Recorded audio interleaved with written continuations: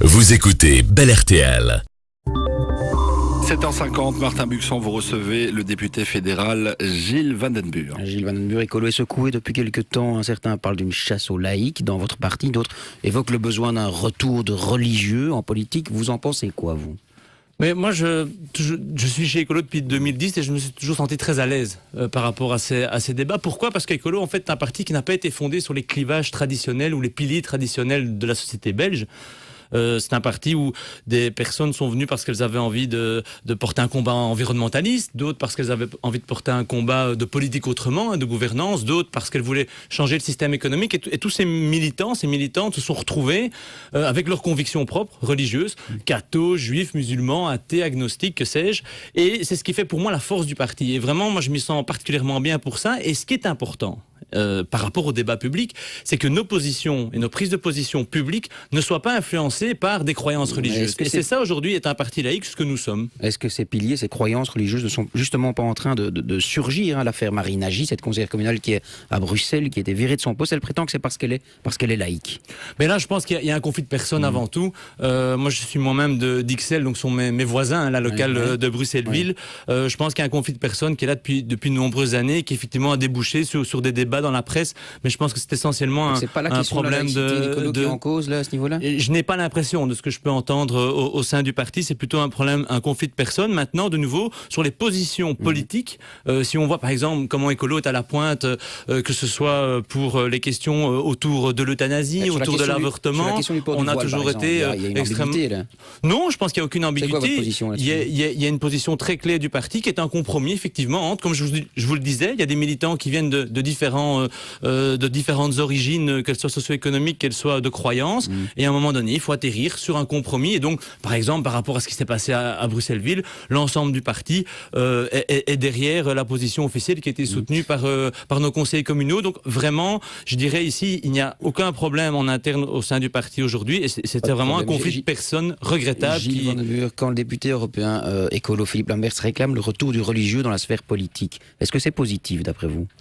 Mais je dirais que ça c'est une prise de position personnelle parce que je dirais Philippe Lamberts ne fait aucun cas du fait qu'il est catholique pratiquant et c'est son droit et moi j'ai aucun problème avec ça. Moi personnellement je me sens effectivement profondément laïque et ce qui est important pour moi c'est que mes collègues mandataires écolos ne prennent pas de position influencée par leurs croyances religieuses dans le débat public et ce n'est pas le cas. Non, alors terrorisme, le policier Sébastien Joris, officier de liaison belge en Turquie, a été blanchi en commission d'enquête, mais vous voulez des excuses de la part du ministre de l'Intérieur Yann Yambon. C'est quand même un peu naïf ça, non ? Vous croyez qu'il va vous les donner ? Moi, je pense qu'il doit le faire par rapport non seulement à Sébastien Joris, à sa famille et au service de police. Rappelons-nous. Donc, il doit s'excuser d'avoir enquêté sur un de ces hommes. Non, il doit s'excuser de l'avoir lynché publiquement le 25 mars 2016. 3 jours après les attentats, en plénière, Yann Yambon, rappelons-nous, dit ce n'est pas la faute d'un service, ce n'est pas la faute d'une équipe, c'est la faute d'un seul homme, l'officier de liaison, donc Sébastien Joris. Fin de l'année dernière, en commission d'enquête, on auditionne toute la hiérarchie de la police sur ce dossier. On auditionne aussi Sébastien Joris. Résultat des courses, nous l'avons toujours dit, il n'y a rien qui puisse soutenir les accusations de Yann Yambon. Sébastien Joris a fait son job. Tout à fait. Et Yann Yambon, à ce moment-là, fin de l'année dernière, quand on avait tous les éléments, a continué à dire non, je persiste, je signe, c'est de sa faute. Et donc, il faut bien se mettre à la place de cet homme qui aujourd'hui a reçu quelque part l'ensemble des événements tragiques du 22 mars sur les épaules comme seul responsable. Et les services se sont sentis lâchés par le ministre de l'Intérieur, vice-premier ministre, 2 jours après les attentats. C'est quelque chose quand même de profondément choquant à nos yeux et donc des excuses sont le minimum que Yann Yambon peut faire. Gilles Van den Burg, moins de sous, moins d'argent pour la politique anti-radicalisation, on vient de l'entendre, le gouvernement fédéral ne reconduit pas le million d'euros débloqué il y a un an. Est-ce que c'est un problème pour vous ? Tout à fait. Je dirais dans l'ensemble des mesures que l'on commente régulièrement, notamment ici, de lutte contre le terrorisme, on sait bien qu'il y a 2 piliers. Il y a le pilier sécuritaire, qui pour nous va souvent trop loin dans le chef du gouvernement MRNVA. Il est trop dur, le gouvernement ? C'est-à-dire qu'il ne prend pas des mesures efficaces et ciblées par rapport aux véritables problèmes de terrorisme que l'on connaît aujourd'hui et qui ciblent pour nous de manière trop générale les 11 millions de Belges. C'est pas les 11 millions de Belges qu'il faut poursuivre, c'est les personnes fichées, c'est les personnes que l'on connaît. Mais quel est le deuxième pilier? C'est la lutte contre le radicalisme. C'est la prévention, c'est le travail de terrain. Les associations sur le terrain ont du mal.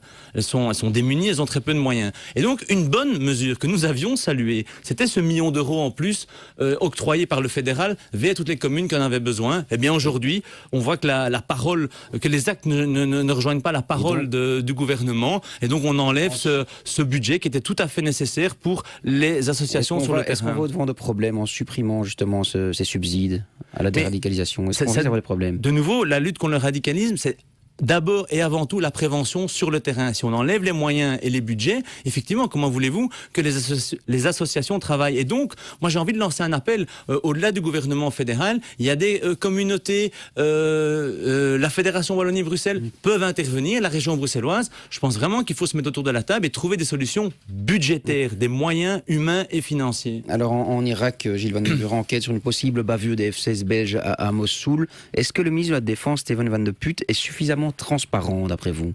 Donc nous avons demandé Écolo Groen, la réunion de la commission de lundi après-midi. Oui. Et en fait, ce que nous demandons de manière générale au ministre, c'est effectivement d'être plus transparent et surtout plus proactif dans la communication. Aujourd'hui, cette réunion s'est faite sur la base d'un tweet d'un journaliste anglais.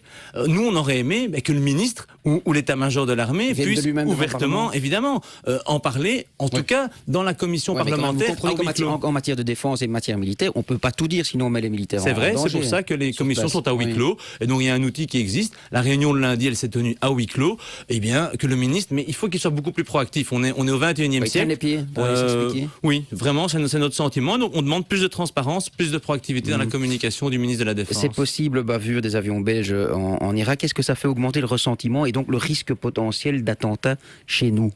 C'est ce que craignent certains enquêteurs. Moi, ce que je pense, c'est que ce qui fait augmenter, je dirais, la tension chez nous, le risque d'attentat chez nous, c'est que notre société se divise. Et c'est qu'on ait des propos qui divisent les gens chez nous. Parce qu'on sait aujourd'hui quel est le plus grand risque aujourd'hui, je dirais, en termes de terrorisme dans nos sociétés européennes, belges en particulier, sont évidemment, ce n'est plus tellement les jeunes, ou les moins jeunes d'ailleurs, qui vont en Syrie, en Irak et qui reviennent, parce qu'on sait qu'il y en a beaucoup moins qui partent. C'est ceux qui sont chez nous, ici, ancrés dans nos quartiers et qui tout d'un coup, pour une raison, que ce soit une difficulté personnelle, que ce soit qui bascule. Mais donc, ce qu'il faut, c'est que nous ayons un discours, et les politiques en premier lieu, qui soient rassembleurs. Et ce n'est pas toujours le cas, loin de là d'ailleurs. Et c'est ça, je dirais, il faut vraiment s'atteler, c'est la priorité numéro 1 pour nous, c'est avoir un discours rassembleur et après mettre des moyens pour que... Gilles Van den Burg, dernière question brièvement parce qu'on a peu de temps. Le PTB éclate monte très fort dans les sondages. Est-ce que vous pourriez gouverner avec eux? Mais ce qu'il faut voir, c'est Écolo s'est toujours donné comme objectif, après les élections, dont laissons d'abord les gens voter, de gouverner avec ceux avec lesquels on peut se retrouver autour d'un projet. Donc aujourd'hui, moi, le projet du PTB, à part le fait qu'il soit communiste, qui...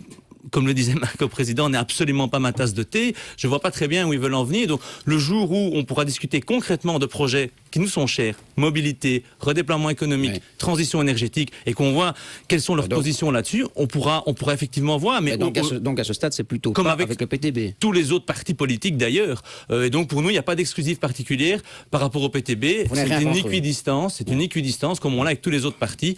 Et donc, on verra sur le projet. Vous ne vous mouillez pas, c'est une réponse de Normand.